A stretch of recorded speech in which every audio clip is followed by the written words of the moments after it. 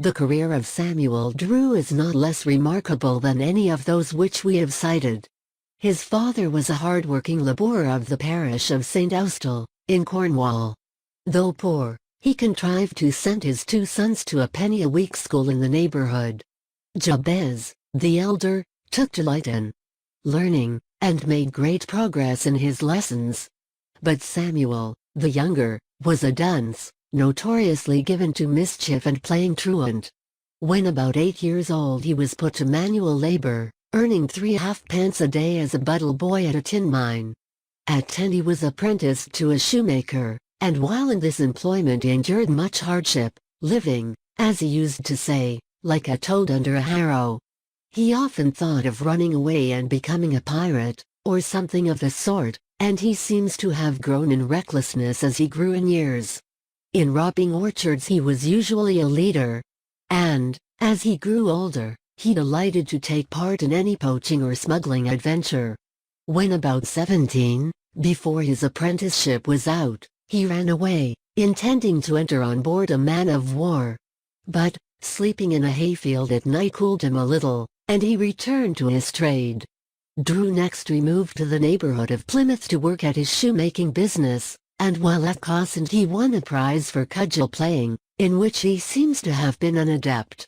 While living there, he had nearly lost his life in a smuggling exploit which he had joined, partly induced by the love of adventure, and partly by the love of gain, for his regular wages were not more than 8 shillings a week. One night, notice was given throughout Craftthal that a smuggler was off the coast, ready to land her cargo. On which the male population of the place, nearly all smugglers, made for the shore. One party remained on the rocks to make signals and dispose of the goods as they were landed. And another manned the boats, Drew being of the latter party. The night was intensely dark, and very little of the cargo had been landed, when the wind rose, with a heavy sea. The men in the boats, however, determined to persevere, and several trips were made between the smuggler, now standing farther out to sea, and the shore. One of the men in the boat in which Drew was, had his hat blown off by the wind, and in attempting to recover it, the boat was upset. 3 of the men were immediately drowned. The others clung to the boat for a time, but finding it drifting out to sea, they took to swimming. They were 2 miles from land, and the night was intensely dark. After being about 3 hours in the water, Drew reached a rock near the shore, with 1 or 2 others, where he remained benumbed with cold till morning, when he and his companions were discovered and taken off, more dead than alive. A keg of brandy from the cargo just landed was brought, the head knocked in with a hatchet, and a bowlful of the liquid presented to the survivors. And, shortly after, Drew was able to walk 2 miles through deep snow, to his lodgings. This was a very unpromising beginning of a life. And yet this same Drew, scapegrace, orchard robber, shoemaker, cudgel player, and smuggler, outlived the recklessness of his youth and became distinguished as a minister of the gospel and a writer of good books. Happily, before it was too late, the energy which characterized him was turned into a more healthy direction, and rendered him as eminent in usefulness as he had before been in wickedness.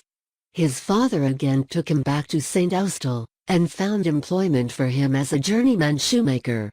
Perhaps his recent escape from death had tended to make the young man serious, as we shortly find him attracted by the forcible preaching of Dr. Adam Clarke, a minister of the Wesleyan Methodists. His brother having died about the same time, the impression of seriousness was deepened, and thenceforward he was an altered man. He began anew the work of education, for he had almost forgotten how to read and write. And even after several years' practice, a friend compared his writing to the traces of a spider dipped in ink set to crawl upon paper. Speaking of himself, about that time, Drew afterwards said, "The more I read, the more I felt my own ignorance. And the more I felt my ignorance, the more invincible became my energy to surmount it. Every leisure moment was now employed in reading one thing or another. Having to support myself by manual labor, my time for reading was but little, and to overcome this disadvantage, my usual method was to place a book before me while at meat, and at every repast I read 5 or 6 pages. The perusal of Locke's essay on the understanding gave the first metaphysical turn to his mind.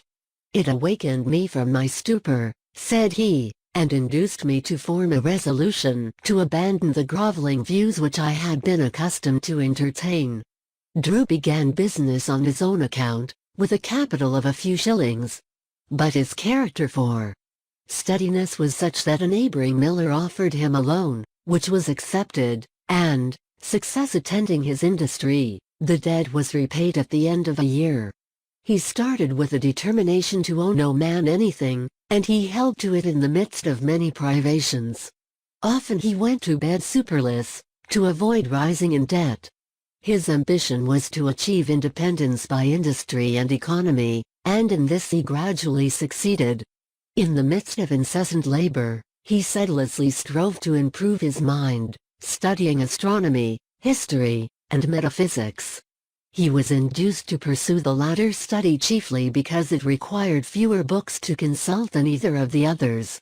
It appeared to be a thorny path, he said, but I determined, nevertheless, to enter, and accordingly began to tread it. Added to his labors in shoemaking and metaphysics, Drew became a local preacher and a class leader. He took an eager interest in politics, and his shop became a favorite resort with the village politicians. And when they did not come to him, he went to them to talk over public affairs. This so encroached upon his time that he found it necessary sometimes to work until midnight to make up for the hours lost during the day. His political fervor became the talk of the village. While busy one night hammering away at a shoe sole, a little boy, seeing a light in the shop, put his mouth to the keyhole of the door, and called out in a shrill pipe, "Shoemaker! Shoemaker! Work by night and run about by day." A friend, to whom Drew afterwards told the story, asked, "And did not you run after the boy, and strap him?"